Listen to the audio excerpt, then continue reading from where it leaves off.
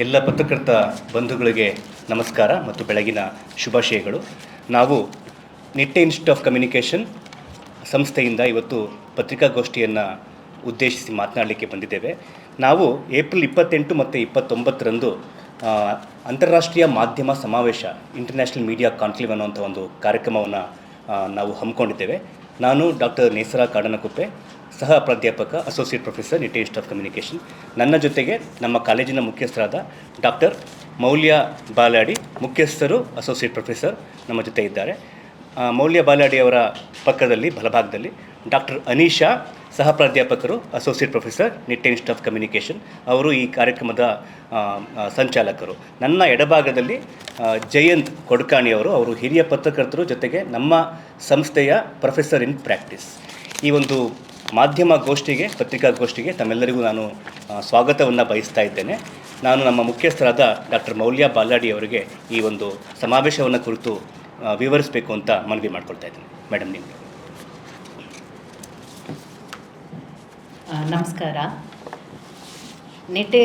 Nitte university, deem to be university, ಇದರ ಸಹ ಸಂಸ್ಥೆಯಾಗಿರುವಂಥ, ಅಂದರೆ ನಿಟ್ಟೆ ಇನ್ಸ್ಟಿಟ್ಯೂಟ್ ಆಫ್ ಕಮ್ಯುನಿಕೇಷನ್, ಅದರ ವಿಶ್ವವಿದ್ಯಾನಿಲಯದ ಒಂದು ಸಂಸ್ಥೆಯಾದಂಥ ನಿಟ್ಟೆ ಇನ್ಸ್ಟಿಟ್ಯೂಟ್ ಆಫ್ ಕಮ್ಯುನಿಕೇಷನ್ ವತಿಯಿಂದ ಒಂದು ಜಾಗತಿಕ ಸಂಘರ್ಷ ಮತ್ತು ಜವಾಬ್ದಾರಿ ಕುರಿತಂಥ 2 ದಿನಗಳ ಅಂತಾರಾಷ್ಟ್ರೀಯ ಮಾಧ್ಯಮ ಸಮಾವೇಶವನ್ನು ಇದೇ ಏಪ್ರಿಲ್ 28 ಮತ್ತು 29ರಂದು ನಮ್ಮ ನಿಟ್ಟೆಯ ಪನ್ನೀರ್ ಕ್ಯಾಂಪಸ್ನಲ್ಲಿ, ಆಡಿಟೋರಿಯಂನಲ್ಲಿ ಆಯೋಜಿಸಲಿಕ್ಕೆ ಇದ್ದೇವೆ.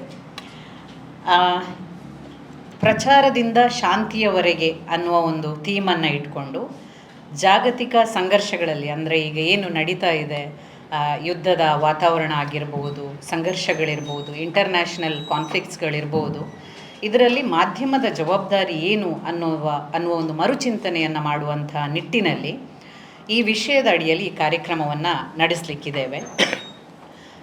ಜಾಗತಿಕ ಅಸ್ಥಿರತೆಯ ಯುಗದಲ್ಲಿ ಬದಲಾಗುತ್ತಿರುವ ಮಾಧ್ಯಮದ ಜವಾಬ್ದಾರಿಗಳು, ಅದರ ಪಾತ್ರಗಳನ್ನು ಚರ್ಚಿಸುವ ನಿಟ್ಟಿನಲ್ಲಿ ಒಂದು ಮಾಧ್ಯಮದ ಪ್ರಮುಖರು ಮತ್ತು ಶಿಕ್ಷಣ ತಜ್ಞರನ್ನು ಒಳಗೊಂಡು ಈ ಸಮಾವೇಶವನ್ನು ಮಾಡಲಿಕ್ಕಿದ್ದೇವೆ. ದಿ ನ್ಯೂಸ್ ಮಿನಿಟ್ ಡಿಜಿಟಲ್ ಮಾಧ್ಯಮದ ಸಹಸ್ಥಾಪಕಿ ಮತ್ತು ಮುಖ್ಯ ಸಂಪಾದಕಿಯಾಗಿರುವಂಥ ಧನ್ಯ ರಾಜೇಂದ್ರನ್ ಅವರು ಈ ಸಮಾವೇಶವನ್ನು ಉದ್ಘಾಟಿಸಲಿಕ್ಕಿದ್ದಾರೆ. ನಿಟ್ಟೆ ವಿಶ್ವವಿದ್ಯಾನಿಲಯದ ಕುಲಪತಿಗಳಾದಂಥ ಪ್ರೊಫೆಸರ್ MS ಮೂಡಿತಾಯ ಅವರು ಗೌರವ ಅತಿಥಿಯಾಗಿ ಭಾಗವಹಿಸಲಿಕ್ಕಿದ್ದಾರೆ.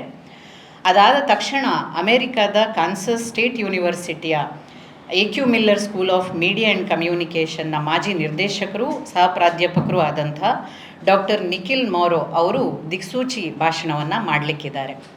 ಆ ನಂತರ ನಿರಂತರ 2 ದಿವಸ 3 ಪ್ಯಾನೆಲ್ಗಳು ನಡೀಲಿಕ್ಕಿದೆ. ಒಂದು ಪತ್ರಕರ್ತರು ಮತ್ತು ಸಂಶೋಧನಾ ವಿದ್ಯಾರ್ಥಿಗಳು ಮತ್ತು ಪತ್ರಿಕೋದ್ಯಮ ವಿದ್ಯಾರ್ಥಿಗಳಿಗೆ ಒಂದು ಕಾರ್ಯಾಗಾರವನ್ನು ಮಾಡಲಿಕ್ಕಿದ್ದೇವೆ.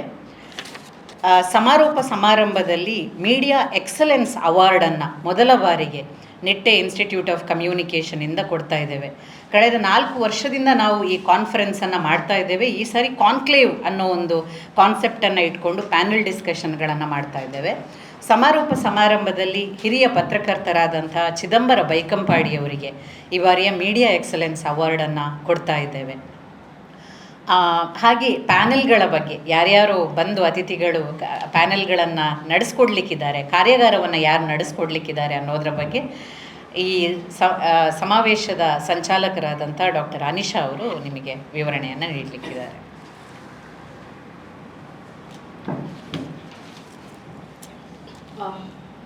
I extend a warm welcome to all of you for joining us today. Thank you. So this is a list of, we have a very good line of list of academicians, practitioners and people from, the defense, and also those who are representing international relations. So the first panel, we have Lieutenant General A.K. Bhatt. He is a Director General of Indian Space Association representing strategic and defense perspective. And we have Dhanya Rajendran, the inaugurator, also holding a session on representing digital media and storytelling aspects during the conflict reporting. Then we have Varadesh Hiragange, media academic and former director of MAHE, bringing institutional and communication insight to this panel. Then we have Bhaskar Hegde, Dr. Bhaskar Hegde, senior journalist representing regional and television media perspective. And He's a digital editor for TV9 Bangalore. Then we have Mr. Chetan Kumar, Senior Assistant Editor, The Times of India, bringing newsroom and reporting experiences. Then we have Mr. Stanley Carvalho, Indian journalist and former Reuters correspondent, offering international reporting perspective. Then we have Dr. Shraddha Rai, and from Rudram Dynamics Foundation, Gujarat. And we have Purnananda contributing academic and research-based viewpoints.